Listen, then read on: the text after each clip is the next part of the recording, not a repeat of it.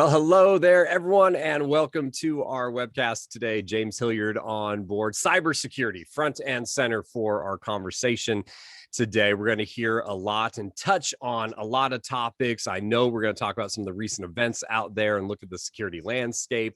Social engineering is absolutely going to take center stage as part of our commentary. And then we are going to be talking about some solutions out there. What can you do to protect yourself? Part of that is talking a little bit about these secure HPE compute solutions that are built with AMD's third generation EPYC 7003 series processor. A little tech talk here today.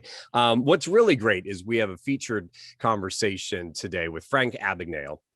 If you don't know Frank, he's a renowned cybersecurity expert. He's a fraud prevention expert. He's a best-selling author, and you may have seen Leonardo DiCaprio play him very close to his life, not full, but close, in Catch Me If You Can. It was a top-grossing film, and again, loosely based on his book. There was some liberties taken from Hollywood, but a great watch, good read of his book as well. So we're glad to have Frank on board.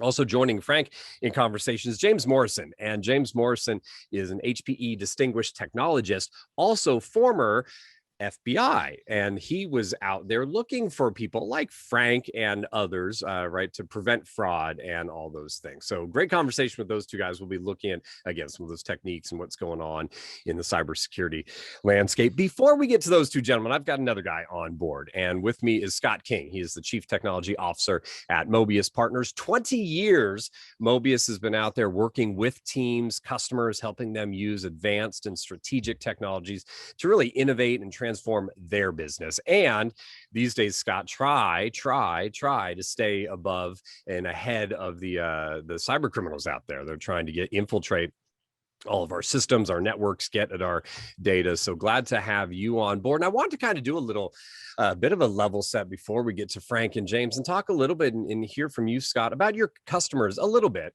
And my first question really is, as you and team are out there talking to customers and cybersecurity is front and center, what are their top kind of 2 or 3 concerns? What are they saying, Scott, this is where we need some help. This is where we're feeling vulnerable. Yeah, thanks, James. Really appreciate the opportunity to jump on and have the discussion. Love the movie, right? I mean, everybody did. It was a great movie. So it was just a nice opportunity to kind of bridge off of that here. But yeah, for us, and talking with our customers, what we're hearing a lot, some of it aligning with today's discussion really is tied together with everybody, for the most part, removing to remote locations, right? Working from home, those kind of things, and all the challenges that we faced with that. And we really kind of build that into a topic around endpoint security, right?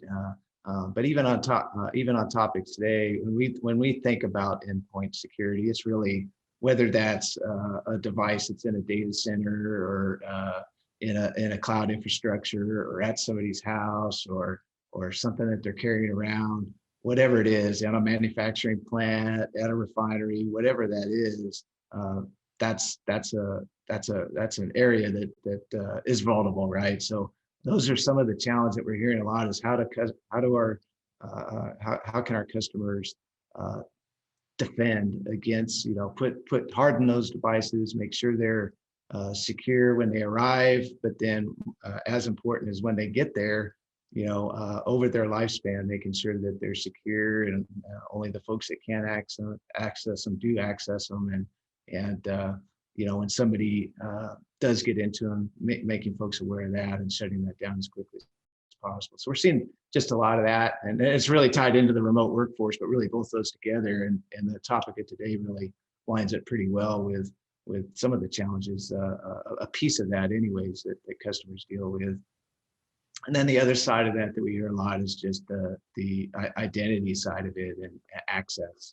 So once those criminals get connected, then they're looking for access, right? And they're really generally will try to create accounts and that type of stuff. So really helping our customers get visibility, understand how to identify those things, and in the event, maybe a ransomware attack has occurred, how can they get back to a known good state and do that as quickly as possibly to meet the business needs, whether that's, they have to be back immediately or whatever the risk tolerance is for that customer, helping them kind of navigate through that. But those are really kind of three topics that we hear the most that we've been able to engage and work through some of those things with our customers.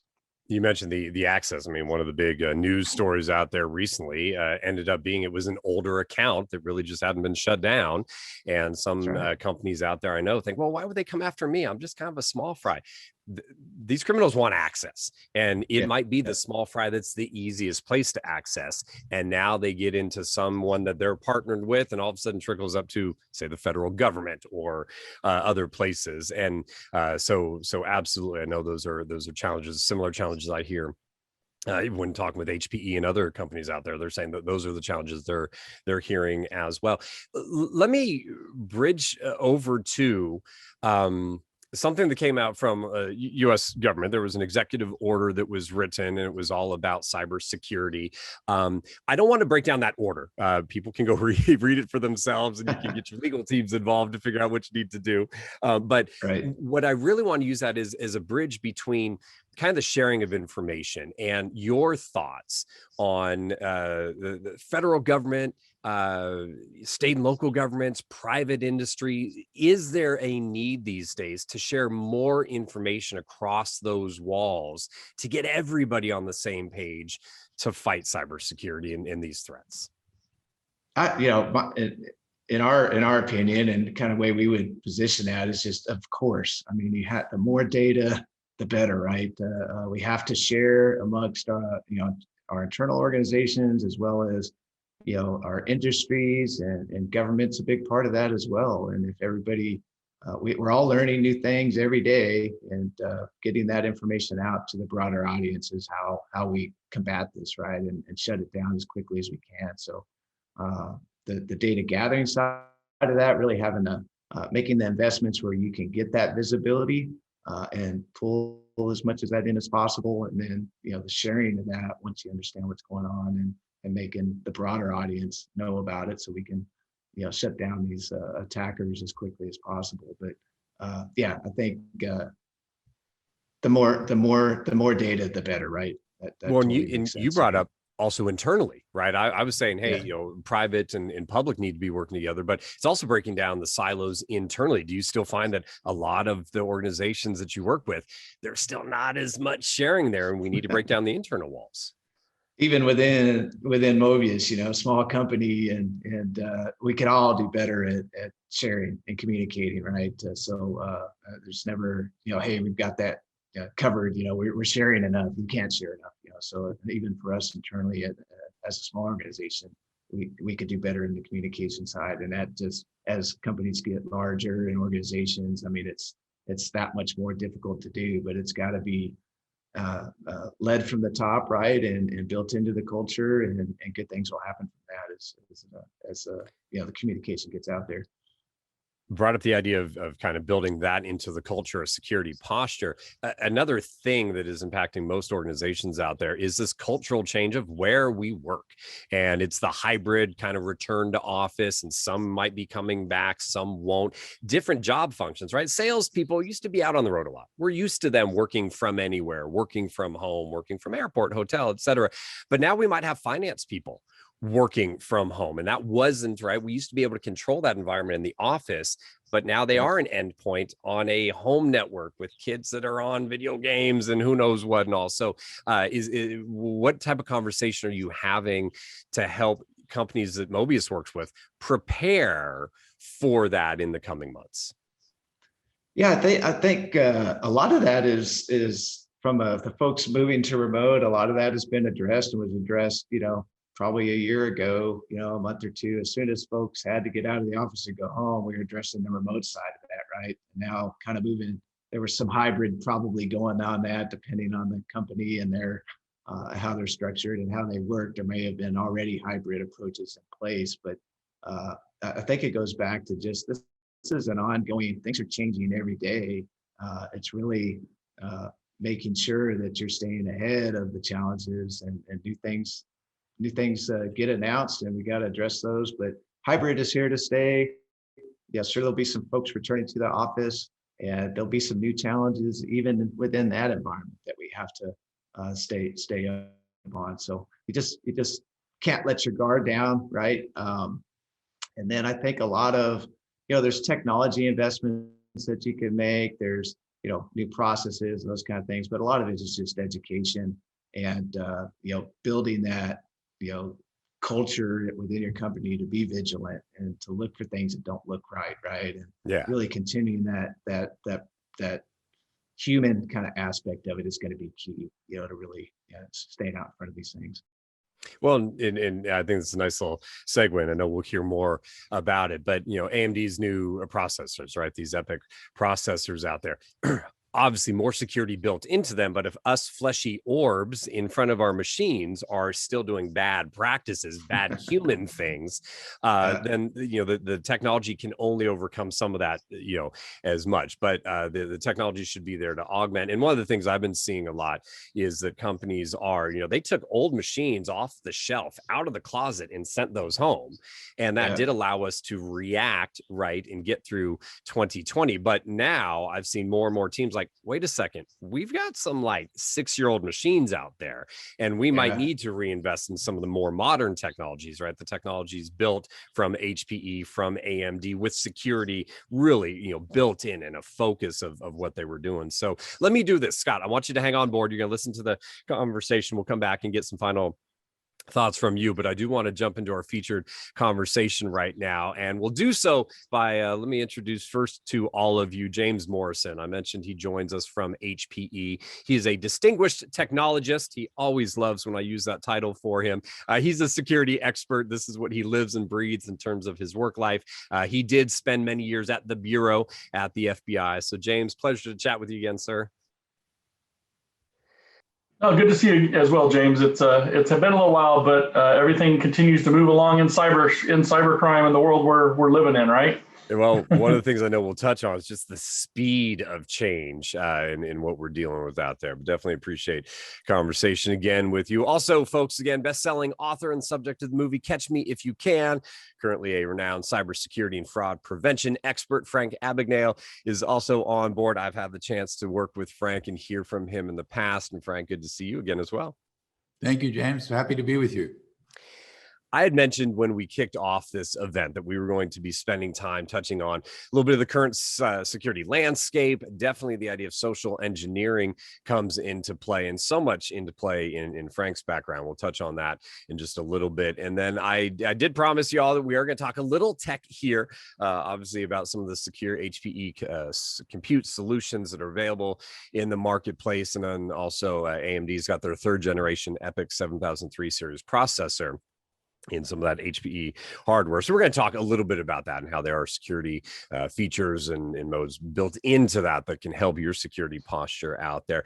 To dive in, though, I did want to give these guys a moment or two to give a little more background on themselves. And I had mentioned that James is now with HPE, but spent a lot of time at the bureau at the FBI. James, and what was your general focus there when you were serving? Yeah, so 22 years in the FBI, and really what my last 8 years was focused around was the high technology crimes that we were starting to see in the 2010 to the 2019 range. We started to see cybercrime become increasingly an issue, right? It was we started to see it not just be the nation state, so it wasn't just things focused around Russia, China, Iran. It was the rise of cybercrime. The target attack was really the beginning of this new world that we saw, and then it morphs into ransomware. And so our job, and there was a number of us and all the field offices around, was to take that stuff apart. Reverse engineer malware is the more technical term, but capture the software, see what it's doing, try to figure out how to combat it. The problem we saw was, as you were saying, the speed. Ransomware was morphing very quickly. In the early days, we had just a few ransomware groups, but then it became numerous, right? So like Mandiant last year said that they're tracking over 200 different groups in criminal and nation state. And then that number has risen to over 300 already this year. And and it's accelerating. And so it was really hard from our perspective to kind of keep on top of it. The Bureau, of course, now is starting to say that ransomware is becoming more of the focus, and they've started to change. They always separated the criminal aspect from the nation state aspect, but now they've started to devote a lot more resources, and I'm hoping that will help. But in the end, it still comes down to individual companies making sure they're doing things the right way. I saw a statistic yesterday that said 7 U.S. companies will be hit by ransomware every hour. That's crazy. And that's just the world we live in. So if we're not thinking about it, I would ask you why. Why are we not having the security conversation before you get hit? It's a crazy world right now. It is. Frank, again, folks, if you haven't read Frank's book or seen the movie, again, fraud and scamming was your path in life early on there. Frank, you took to the skies with Pan Am. You found your ways into the halls of medicine. You used really pioneering techniques for the time. A lot of it was social engineering. James just said, 200 plus of these organizations that the FBI is going after. How many guys like you were out doing what you were doing, Frank, when you were doing it, right? Probably yourself, 1 or 2 others, maybe? Yeah, there weren't very many. And 50 years ago, obviously, 99% of those criminals were domestic. So law enforcement had the ability to go arrest them, charge them, convict them, send them to prison, as they did myself.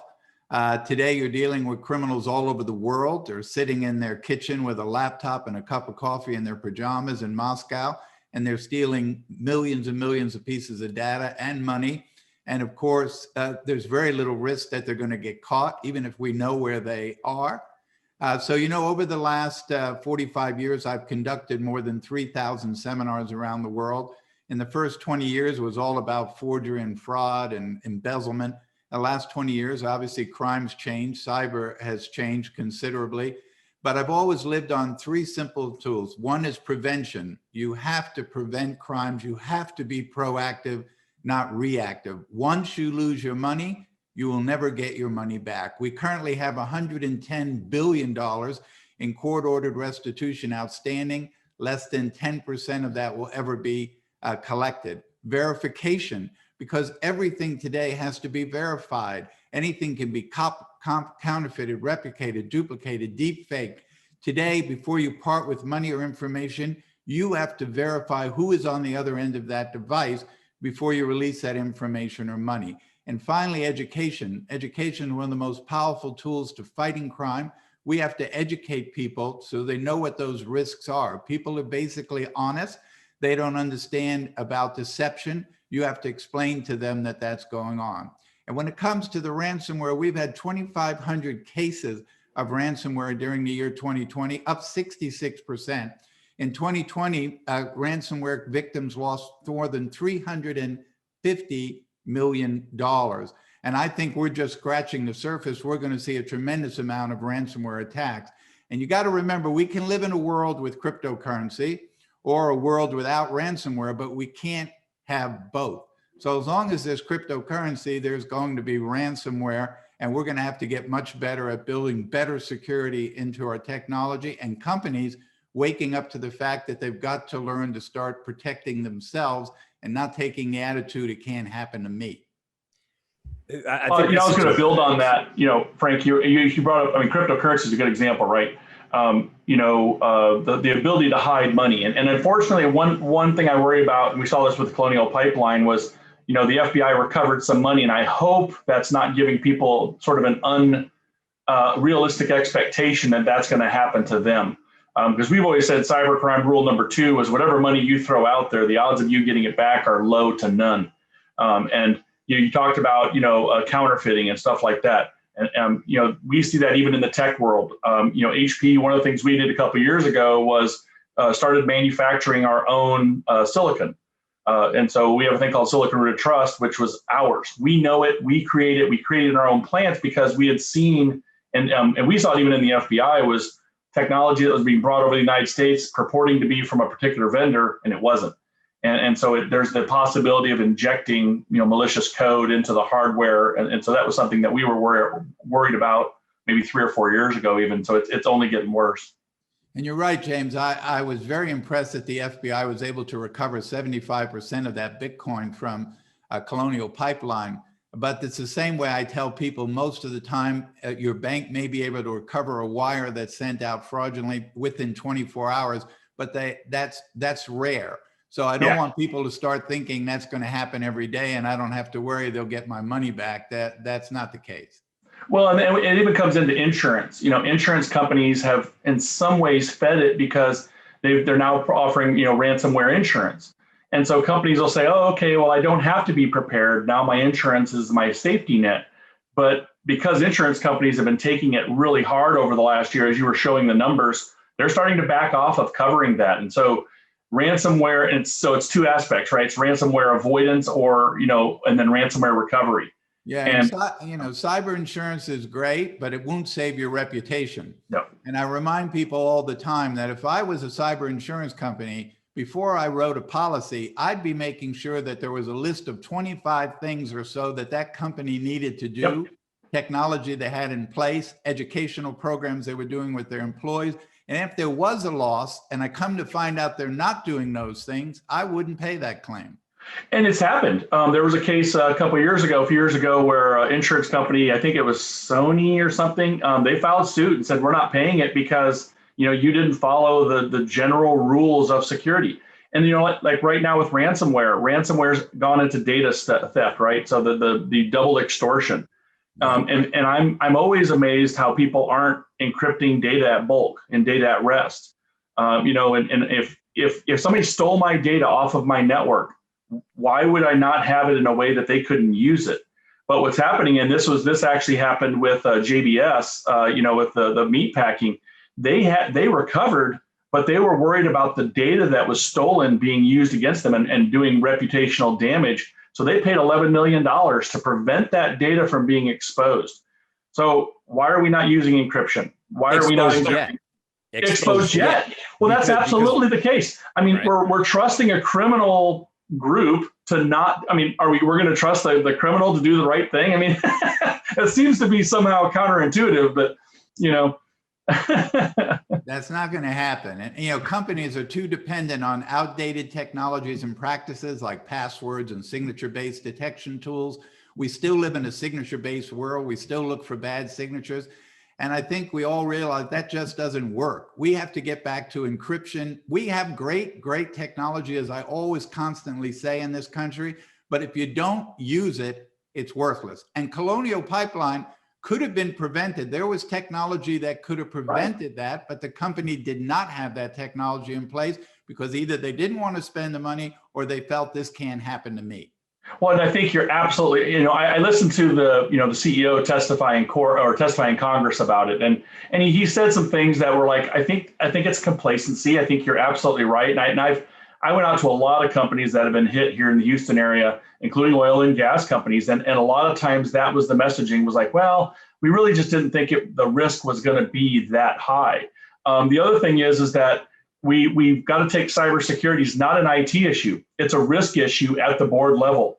And so it's not something you can throw $1 million at and then wait 3 years and throw another $1 million at.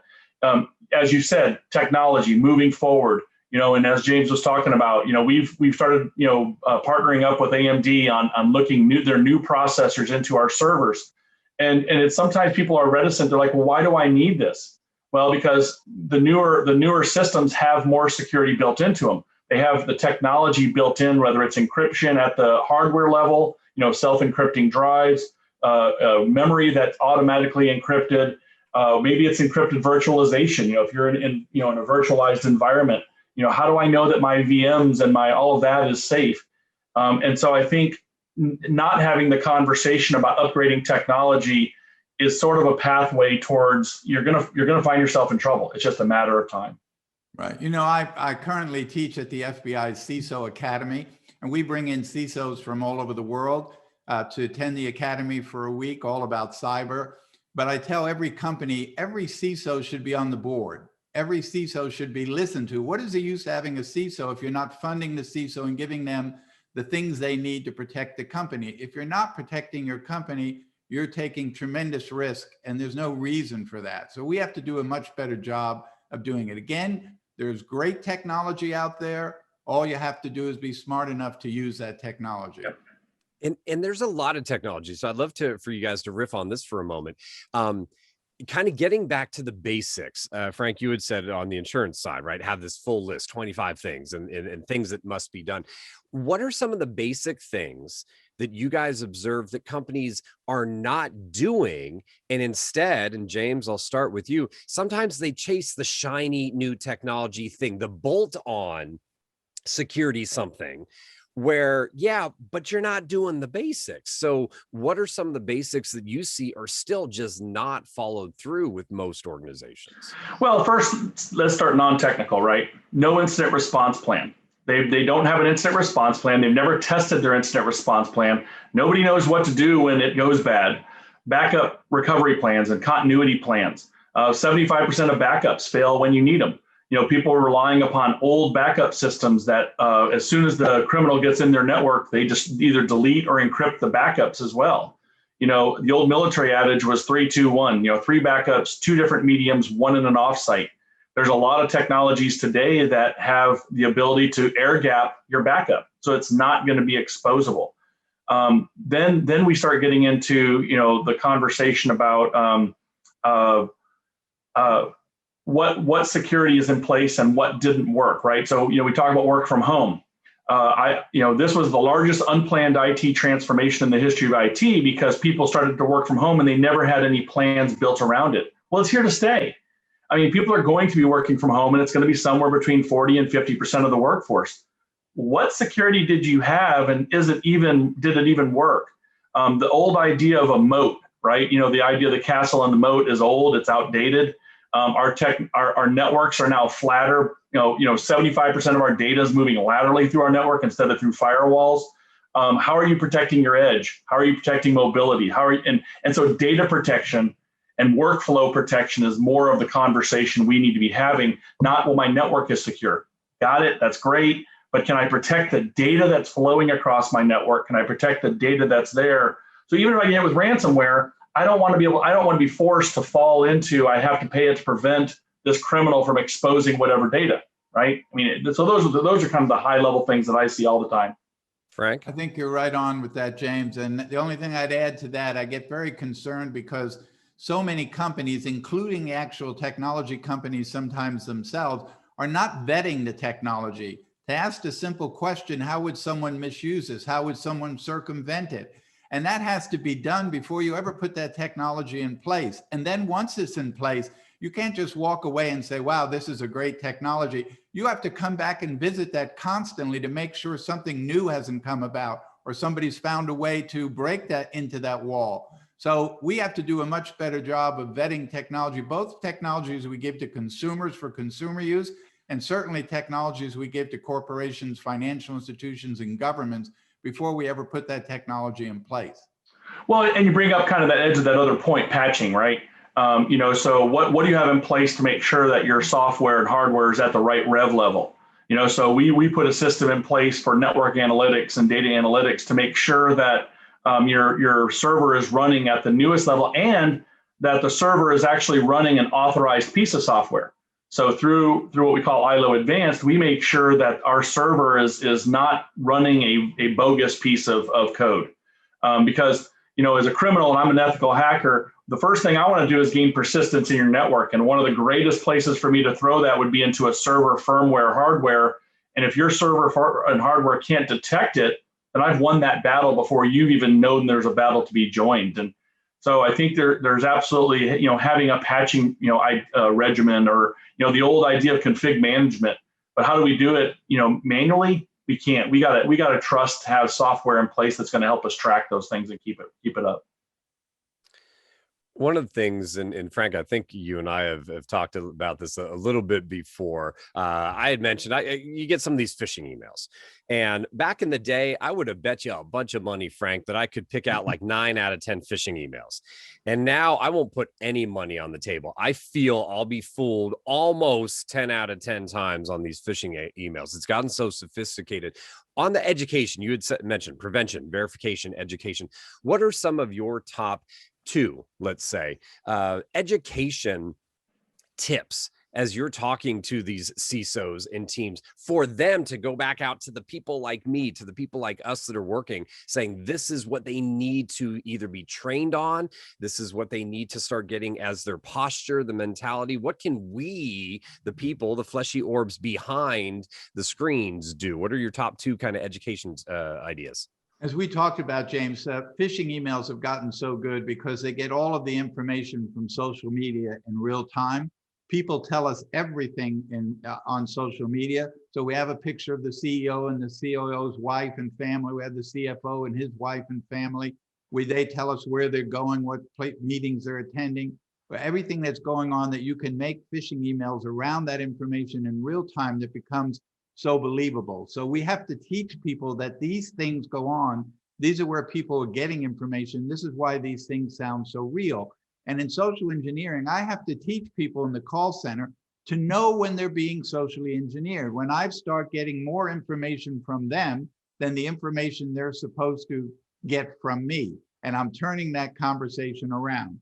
But if you haven't taught someone that, they don't understand that's happening. I hope we get to the day sometime in the future where we remove the human element so that we can have technology be able to do that and not rely on the human being, who can always be manipulated, can always be outsmarted, and can always be socially engineered. I hope we get to that day, but in the meantime, we have to realize that we have to educate people. And as I tell people all the time, the most important job anyone has in any company is, whether they're the CEO or whether they're the janitor, is protecting the information entrusted to them by their customers and their clients. That's their most important job. Yeah, I have a great story on that, Frank. We had a particular victim that the CFO went on Facebook and said they were taking a trip to like Bali or someplace out in the Far East. And then you went on LinkedIn and you could see that they were connected to two assistant finance managers to that company. All that relationship was built within the social media. And the day they left, an email was sent purportedly from this finance officer to these two assistants saying, oh, by the way, we need to transfer this money to accounts. And this happens all the time. And it was actually a copy of an email that she had sent about 6 months earlier. It listed her dog's names. It asked about the assistant finance manager's kids by name. And so when they transferred the money, which was over, it was well into six figures, they were like, but it looked exactly right. Well, it was, because it was something that they had captured prior and then used and turned around. So yeah, phishing emails now are not the what they were when we were younger, I guess, right? It's a different game right now. Yeah, well, I think, James, to me, what's most amazing in the 50 years that I've been doing this is crime just keeps getting easier and easier all the time. And we pass laws that make it easier. We do things, as you know, the government gave $830 billion to the 50 states for unemployment insurance. 86 billion of that money has been out on fraudulent claims. Now the Inspector General says well over 100 billion. In the last couple of days, we heard could be as much as $400 billion in Nigerian scams. Now the government eased away from the states any liability for this loss of money. So it's all on the US government. But if you keep putting money out there, the PPP and unemployment insurance, without any type of arrangement to protect that information, protect that money. So all the emails I'm getting now, almost every day, 4 or 5 of them, hey, Frank, I hope you can help me. I have never been unemployed. I've been working at my company through the entire time of the pandemic. I've never taken unemployment insurance, but I got a letter from the IRS saying I owe $13,000 on back taxes on unemployment paid to me during the pandemic. Well, someone got their Social Security number and just simply applied. No one checked it out. No one verified it. How can that be that there's not technology in place to verify those things before you disperse money to people? And now we're getting ready to maybe put $6 trillion into the economy. And we know that whenever the government puts hurricane money or they have a national disaster, 10% at the minimum goes to fraud. So 10% of $6 trillion, I'd be very concerned about if we don't start doing something and doing it much smarter. So we can only expect criminals to keep stealing from us because we keep putting all the money in front of them and we keep making it so easy for them to do it. So they're going to keep doing it. And that's what they want Right. these days. It's no longer a trip on Pan Am to go to a nice exotic location or get over to France. It's not Right. to feed yourself and have a meal by kiting a check. It is, the money. And we're just saying, hey, y'all, here it is. Come get it. Well, it's an industrialization of it too. I mean, a lot of these countries, they are businesses. They have created businesses around scamming people in the United States, and that's all over the world. It's not like just Russia.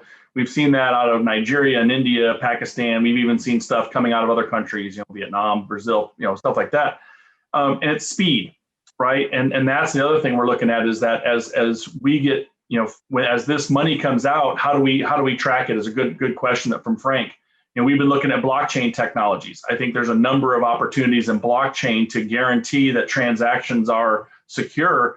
But what we need to do is we've got to make sure, from an HPE standpoint, speed of computing, right? So that was actually one of the reasons we got into our relationship with AMD, was that their processors were the fastest processors out there. And do you think the bad guys aren't using speed and using things like AI and machine learning? Oh, they absolutely are. They're learning. They're looking at all of your stuff, scraping your sites in order to gain more information in order to target you correctly. Absolutely. In October 2014 issue of Atlantic Magazine, they had the big question, and they asked me in that article, what's the biggest scam in the world? And I said, Bitcoin is the biggest scam. People are going to lose millions and millions of dollars. And we can't get into a cryptocurrency or a digital currency until there's regulations. You have to regulate those things. Otherwise, there will be people all over the world who use that to hide money, move illegal money, and cause people to lose millions and millions of dollars. So I'm not against digital currency and all that, but it has to be regulated in order for it to ever be a useful tool. Well, that's why I'm trying to separate the blockchain technology from it, right? But what we're also seeing, and you brought up cryptocurrency, is we're also seeing in some countries, especially countries where criminal is around it, is that building up of a nationalized cryptocurrency. And I think that could be the problem is in the future is if a country's harboring, cyber criminals, they're going to give them a path to actually cashing that out. Right. And that's actually, we've seen some indications of that. Obviously some challenges. I've glanced over at my timer and we're closing in on the end of the conversation. And folks, this is one of those that can go on for like 6 hours, over multiple days and stuff like that. Tons of insights, but let's do this. We obviously, we've talked about some of the challenges. James, appreciate you sharing a little bit about kind of the HPE compute out there, partnership with AMD. Let's kind of wrap up on, and James, I'll start with you and Frank, kind of have you close it down, but what is your kind of look into the crystal ball a little bit, James, of what do you anticipate in the next 12 months that might need to be on our radar that's not maybe there yet from a security standpoint, and something that all of us need to be doing now to get to a more secure posture? Well, I think what we're going to start seeing is it's going to continue to rise. We're in double extortion, triple extortion is the next thing, where they're going to put your information out there on a site to publicly shame you. They're going to contact your customers when you get hit. We've seen cases where they'll actually send an email to all of your customers. So why are we not having that security conversation now? And as Frank said, being proactive. We have to be ahead of the curve. And so what that means is we have to first look at what we're doing, policies, procedures, people, training that we're doing right now, and enhance that program. That has to be number one. The second thing is then the next step is we need to start looking at the technology that we're deploying and how old is it? Is it even supportable anymore? I still run into companies that are using Windows 7 or Windows XP, and you're like, why? This is not supported anymore, but they've made this risk decision or a financial decision, and they're not thinking about that. And so look at your technology. It's not as expensive as you might want to think, right? And of course, from our standpoint, we believe our servers, well, it's not just us. We went to the insurance companies and had our servers labeled as the world's most secure industry standard server. And we partnered with AMD to make sure that our security and their security create a very tight security messaging. And we do it at speed. So it's as we move forward in the world, speed is important. By 2025, we're going to be storing 175 zettabytes of data. That's a crazy number because I can remember 2K RAM, right? And so if you're not considering how much data and pushing data security, data has to be protected in all three states: at rest, in movement, and it has to be protected while it's in use on your servers. So you've got to make sure that your data on memory is encrypted, the data in your virtualized environments, and cloud. I think cloud security is going to be a big thing going forward, and we're starting to see the beginnings of attacks targeting cloud providers. So if you're expecting the cloud provider to keep you secure, you might be in for a little bit of a shock based upon that contract. So we're going to see hybrid cloud. We're, of course, a big pusher for hybrid cloud, where you're going to have some of your data stored in a place you protect it. So why not do that using the most secure server that's in the world? And we really believe that's the conversation that you should be having. Frank, something in the next 12 months to be thinking about, and what can we do now, step to get more secure? Yeah, right now, no question that ransomware is going to become the big thing over the next 2 or 3 years. But when we think of ransomware, we always tend to think of big corporations and millions of dollars. But I believe there's going to come a time when, for example, someone's going to breach billions of search engines. And the search engine of Frank the plumber doesn't mean much, but the search engine of a politician or the CFO of a major Fortune 100 company, and then the ransomware that I give away everything you ever searched on your device unless you pay the ransom. So it will not only be big corporations, it will be individuals. The bottom line is this. Unfortunately, you cannot rely on the government to protect you. You cannot rely on your bank to protect you. You have to be a smarter consumer, a wiser business person than you did 23 years ago. You have to be proactive. You have to be thinking about everything you can do to protect yourself and your personal information.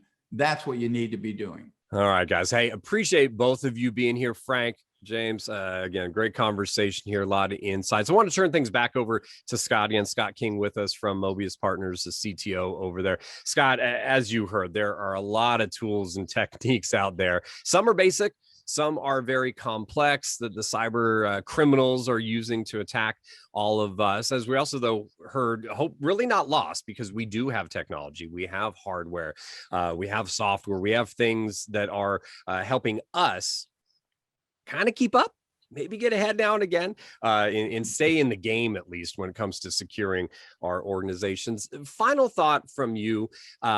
Let's talk a little bit about how you out there as Möbius, as the team, go to your customers and help them kind of evaluate where they stand, look at where they want to be, and then start going on that journey to secure themselves to be more secure out there. What's kind of that process look like for most of your engagements?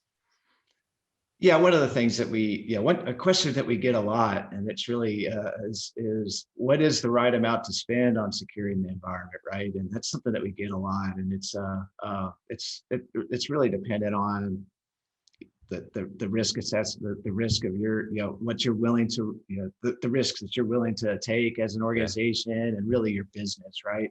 So one of the things that we really lean towards with customers, there's obviously assessments that can take a look at how the different security areas within, how quickly can you respond to incidents, and are your applications secure? It's a number of different services that can be helpful to understand that, hey, you've got the visibility that you need and you are protected the best that you can, and continue to evolve that, or maybe there's some gaps. So many times we'll have conversations around just doing those initial assessments, right, to help customers get a good understanding of their posture, what their business outcomes are, what their risks might be, and making sure that they're protected.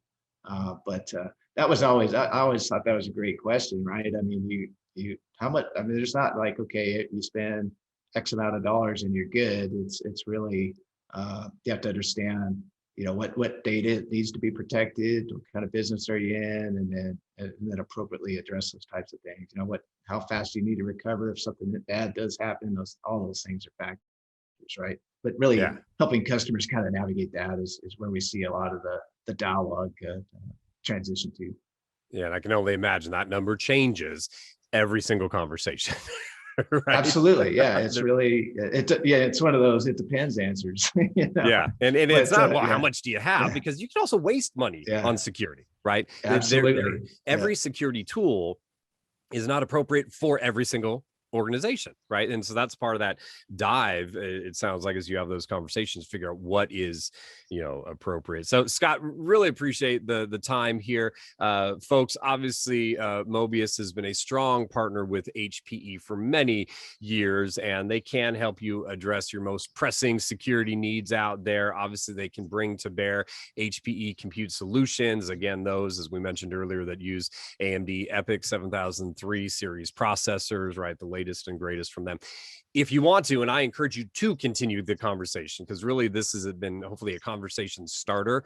But I know Scott and his team at Möbius, they'd love to get engaged with you and talk more. You can reach them at MöbiusPartners.com. You can also reach them on the phone. I'll make sure I get the number right here. It's 888-834-5531.